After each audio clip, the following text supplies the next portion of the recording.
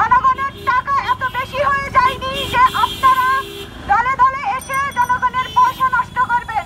সাবধান হয়ে যান। আমরা আমাদের ক্যাম্পাসে আর এই ধরনের অপরাজনীতি সহ্য করব না। কারো যদি রাজনীতি করতে হয় তাহলে সে ক্যাম্পাসের বাইরে গিয়ে পল্টনের রাজনীতি করুক, সে ধানমন্ডি 32-এর রাজনীতি করুক, ক্যাম্পাস হবে একদম রাজনীতি মুক্ত। Politics no more, no more, no more, no more campus politics.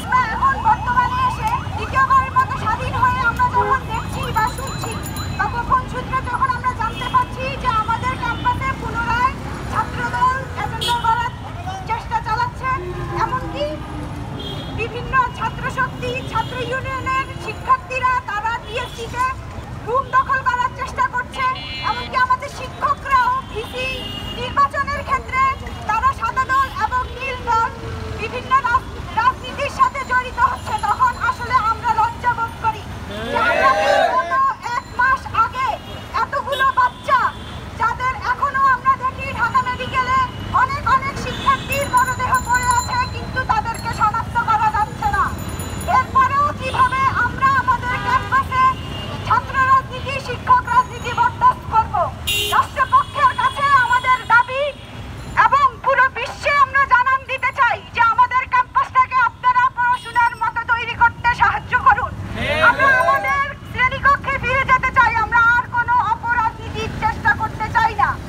আপনারা যেই ক্ষমতায় এসেছেন, আপনারা যখনই যে সরকার ক্ষমতায় এসেছে তারা পূর্ববর্তী সরকারের গড়া স্ট্যাচুগুলো ভেঙে তাদের দেওয়া যেই আমরা দেখেছি যে বিভিন্ন সময়ে তাদের দেওয়া যেই নামগুলো বিভিন্ন স্ট্যাচুর সাথে জড়িত ছিল সেগুলো সরিয়ে তারা নিজেদের নাম বসিয়েছে।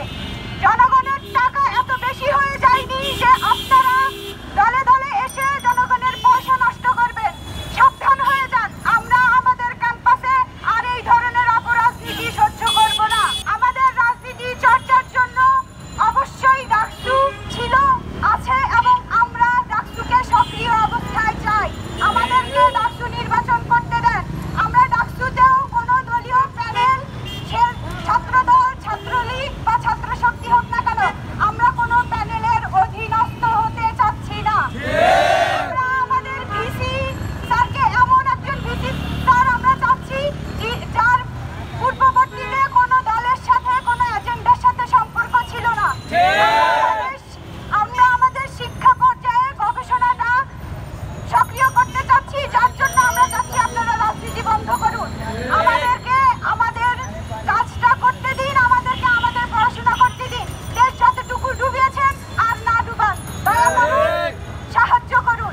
এত এত রক্ত যাওয়ার পর যদি আপনারা ভাবেন যে আপনারা আবার একটা এজেন্ডা তৈরি করবেন আর বাচ্চা কাচ্চা সেটা বুঝবে না, তাহলে আমরা বলবো আপনারা ভুল করেছেন। 93 থেকে 98% শিক্ষার্থী যখন চায় যে আমার ক্যাম্পাস রাজনীতি মুক্ত থাকুক, সকল ধরনের দলীয় এজেন্ডা মুক্ত থাকুক, তারপরেও কিভাবে আমাদের প্রশাসন আমাদের সব জায়গা থেকে কিভাবে রাজনীতি মুক্ত ক্যাম্পাস নিরসনের উপায় না নিয়ে তারা কেন চুপ করে বসে আছে, সেটাই আমাদের কাছে বড় প্রশ্ন এখনকার সময়ে। ডিসি নিয়োগ থেকে মালি নিয়োগ পর্যন্ত একজন মালিকে যখন নিয়োগের জন্য 13 লাখ টাকা ঘুষ নিতে হয়, তাহলে বুঝুন এই দলীয় রাজনীতির কারণে আমাদের ক্যাম্পাসের অবস্থা কতটা শোচনীয় হয়েছে।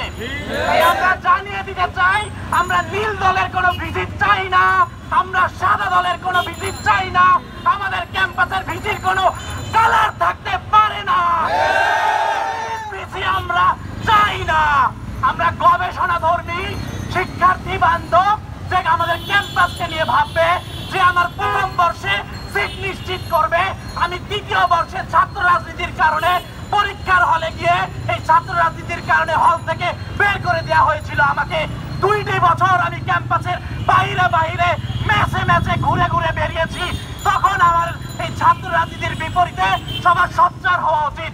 এই আন্দোলনের মাধ্যমে এখনো যদি আমরা ছাত্র রাজনীতি নিষিদ্ধ না করি, আমি চাই না আমার কোনো ছোট ভাই, আমার কোনো ছোট বোন ওই প্রত্যন্ত অঞ্চল থেকে এসে সে গণরুমে দিন কাটাক, সে ক্যাম্পাসের বাইরে বাইরে ম্যাচে ম্যাচে সিট খুঁজে বেড়াক এবং তার লেখাপড়ার পরিবেশ নষ্ট হোক। ঢাকা বিশ্ববিদ্যালয় থেকে বাংলাদেশের জন্ম হয়েছে। আমরা রাজনীতি বিমুখ না। কারো যদি রাজনীতি করতে হয় তাহলে সে ক্যাম্পাসের বাইরে গিয়ে পল্টনে রাজনীতি করুক, সে ধানমন্ডি 32-এ রাজনীতি করুক, ক্যাম্পাস হবে একদম রাজনীতি মুক্ত। কোন দলীয় দলের রাজনৈতিক এজেন্ডা বাস্তবায়ন আমরা করতে দিতে পারি না। তাহলে আমাদের এই শহীদের রক্তের সাথে বেইমানি করা হবে। হাজার হাজার মানুষ যেই 9 দফার জন্য রাস্তায় এসে রক্ত দিয়েছে, এখনো হাজার হাজার মানুষ পঙ্গু হয়ে হসপিটালে কাতরাচ্ছে, তাদের রক্তের সাথে আমরা বেইমানি হতে দিতে চাই না।